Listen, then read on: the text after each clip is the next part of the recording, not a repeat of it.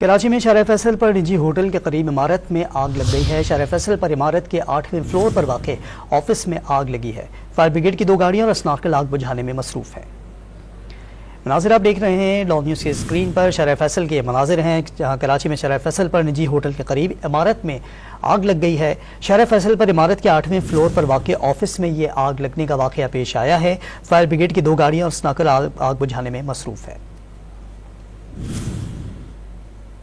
कराची में शाहरा फैसल पर निजी होटल के करीब इमारत में आग लग गई है। शाहरा फैसल पर इमारत के 8वें फ्लोर पर वाक़े ऑफिस में आग लगी है। फायर ब्रिगेड की 2 गाड़ियां और स्नार्कल आग बुझाने में मसरूफ है।